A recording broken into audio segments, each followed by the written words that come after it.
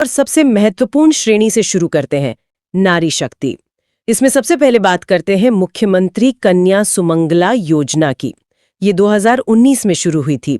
इसका मकसद है बेटी के जन्म से लेकर उसकी ग्रेजुएशन तक आर्थिक मदद देना, और हाल ही में इसकी राशि मुझे लगता है 15,000 से बढ़ाकर 25,000 कर दी गई है। हाँ बिल्कुल। और परीक्षार्थियों के लिए जानना जरूरी है कि ये राशि 6 किस्तों में दी जाती है। मतलब ये बेटी के जीवन के जो अहम पड़ाव हैं उनसे जुड़ी है। पहली किस्त जन्म पर, दूसरी 1 साल का टीकाकरण पूरा होने पर, फिर तीसरी, चौथी, 5वीं और 6ठी किस्त क्रमशः कक्षा 1, 6, 9 और फिर 12वीं पास करके ग्रेजुएशन में दाखिला लेने पर। बिल्कुल। तो ये सिर्फ पैसा देना नहीं है, बल्कि बेटी की शिक्षा को हर कदम पर प्रोत्साहित करना है। और इन नोट्स में इसे याद रखने की एक ट्रिक भी दी है, बड़ी अच्छी है।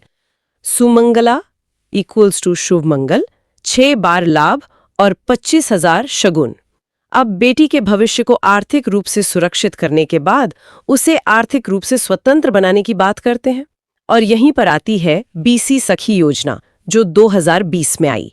इसका कॉन्सेप्ट तो बड़ा ही क्रांतिकारी है। मतलब गांव की महिलाओं को एक चलता फिरता बैंक बनाना। हाँ, जो घर घर जाकर बैंकिंग सेवाएं देती हैं। और देखिए, ये सिर्फ फाइनेंशियल इंक्लूजन का मामला नहीं है।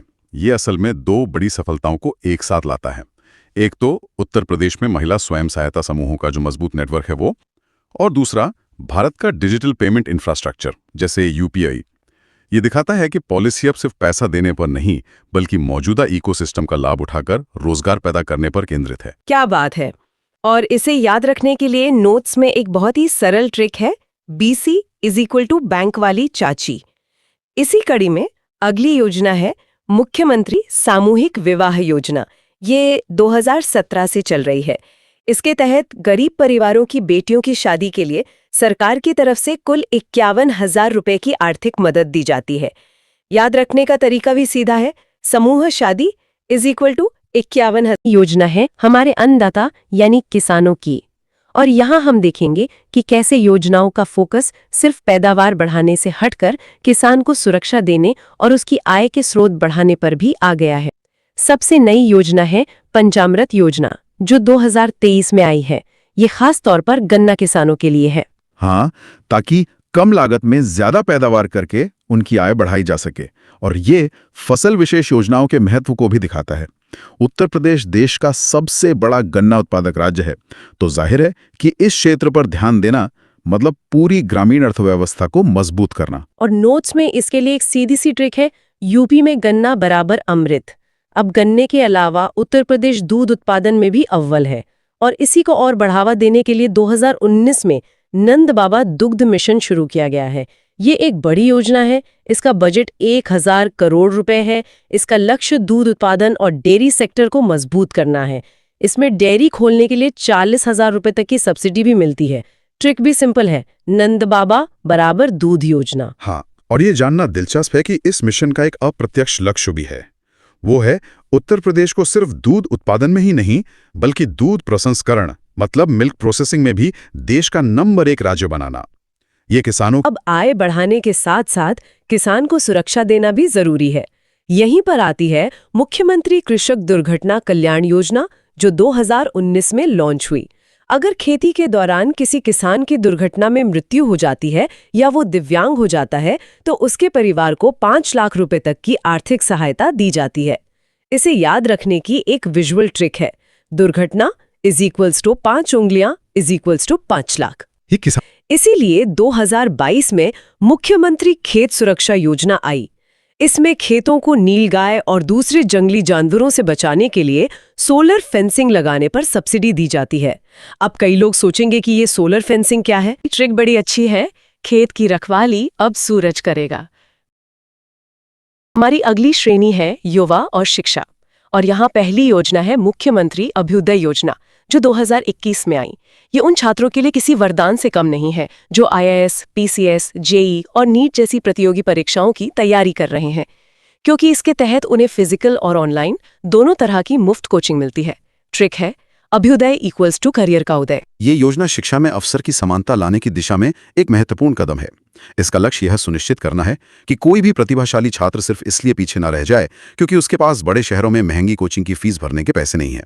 और जहां अभ्युदय योजना एक्सेलेंस पर फोकस करती है, वहीं स्कूल चलो अभियान एक्सेस पर इसकी शुरुआत 2017 में श्रावस्ती जिले से हुई थी। इसका लक्ष्य 6 से 14 साल के हर बच्चे का स्कूल में नामांकन पक्का करना और ड्रॉप आउट दर को कम करना है।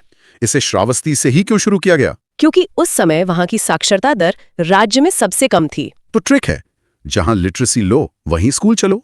और ये एक बहुत ही अच्छी रणनीति है। किसी भी योजना को अगर सबसे जरूरतमंद जगह से शुरू किया जाए तो उसकी सफलता की संभावना बढ़ जाती है। बिल्कुल। अब जो बच्चे स्कूल तो आ गए लेकिन गरीबी के कारण काम करने को मजबूर है, उनके लिए 2020 में बाल श्रमिक विद्या योजना लाई गई। इसका मकसद बाल मजदूरी को रोकना है। इसके तहत काम छोड़कर स्कूल जाने वाले लड़कों को 1000 रुपए और लड़कियों को 1200 रुपए महीने दिए जाते हैं। ट्रिक है, औजार छोड़ो विद्या पकड़ो। यह लड़कियों को थोड़ी ज्यादा राशि देना लैंगिक समानता को भी बढ़ावा देता है। आज के डिजिटल युग में शिक्षा सिर्फ किताबों तक सीमित नहीं है।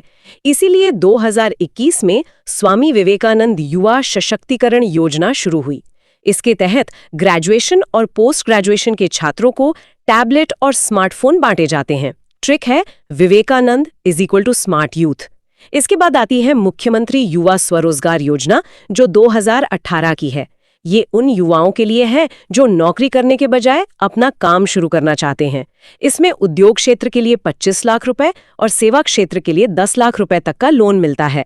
ट्रिक, युवा प्लस उद्योग = 25 लाख। अब युवाओं से आगे बढ़कर बात करते हैं समाज के उन वर्गों की जिन्हें सहारे की जरूरत है।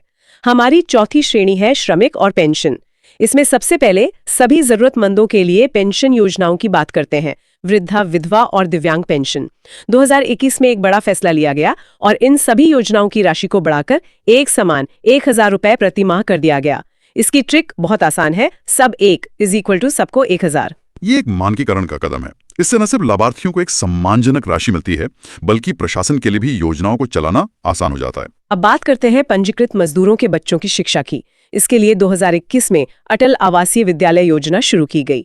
इसके तहत मजदूरों के बच्चों के लिए मुफ्त आवासीय स्कूल बनाए गए हैं, जहां पढ़ाई के साथ रहने खाने का भी पूरा इंतजाम होता है। ट्रिक है, मजदूर का बच्चा भी हॉस्टल में। लेकिन यहाँ एक सवाल उठता है, मजदूर तो अक्सर काम के लिए एक शहर से दूसरे शहर जाते हैं, तो उनके बच्चे इन स्कूलों का लाभ कैसे उठाएंगे? ये तो बहुत ही जायज सवाल है। इसका समाधान श्रम विभाग में मजदूर के पंजीकरण में छिपा है। एक बार पंजीकृत होने के बाद वे राज्य में कहीं भी सुविधा का लाभ उठा सकते हैं।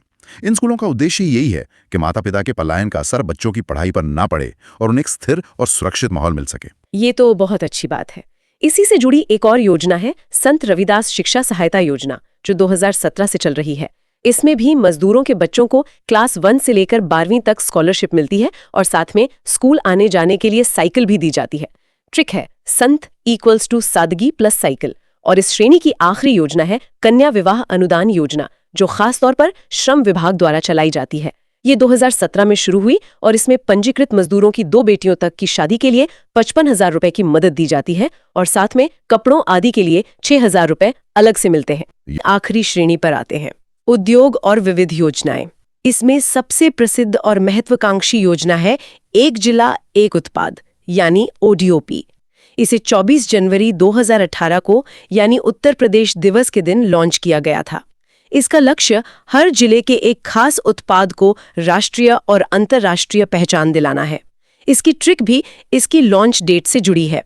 UP birthday gift = ODOP। ODOP सिर्फ एक योजना नहीं है, बल्कि एक पूरा इकोसिस्टम बनाने का प्रयास है। इसका सबसे अच्छा उदाहरण भदोही की कालीन इंडस्ट्री है। इस योजना के जरिए वहां के कारीगरों को बेहतर डिजाइन, ट्रेनिंग, ब्रांडिंग, पैकेजिंग और अंतर्राष्ट्रीय बाजारों तक सीधी पहुंच मिली, जिससे उनके निर्यात में काफी बढ़ोतरी हुई है। ये स्थानीय कला को ग्लोबल मार्केट से जोड़ने का एक सफल मॉडल है। इसी से मिलती जुलती एक और योजना है विश्वकर्मा श्रम सम्मान योजना।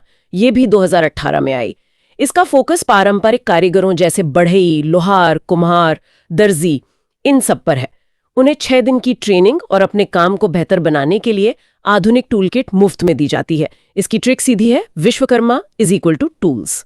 अगर ODOP क्या यानी प्रोडक्ट पर फोकस करता है, तो विश्वकर्मा श्रम सम्मान योजना कौन यानी कारीगर पर फोकस करती है। एक बहुत ही अनोखी योजना है मातृभूमि योजना, जो 2020 में लॉन्च हुई। इसके तहत अगर कोई व्यक्ति, चाहे वो कहीं भी रहता हो, अपने गांव में स्कूल, अस्पताल, सड़क या सामुदायिक भवन जैसा कोई विकास कार्य करवाना चाहता है, तो वो कुल खर्च का 50% दे सकता है और बाकी 50% खर्च सरकार देगी। और उस प्रोजेक्ट का नाम भी उसी व्यक्ति के नाम पर रखा जा सकता है। इसकी ट्रिक है मातृभूमि इज इक्वल टू आधा तुम आधा सरकार। ये भी 21वीं और आखिरी योजना है गोपालक योजना, जो 2023 में शुरू हुई। यह डेयरी फार्मिंग को और बड़े स्तर पर ले जाने के लिए है। इसके तहत बेरोजगार युवा 9 लाख तक का लोन ले सकते हैं, लेकिन शर्त यह है कि उनके पास कम से कम 10 से 20 दुधारू पशु होने चाहिए। इसे याद रखने की ट्रिक है गोपाल बनने को 10 गाय जरूरी। उत्तर प्रदेश की इन 21 महत्वपूर्ण योजनाओं को 5 श्रेणियों में बांटकर समझा। महिला, किसान, युवा, श्रमिक से लेकर उद्योग तक हर क्षेत्र को कवर करने की एक सोची समझी कोशिश दिखती है। बिल्कुल।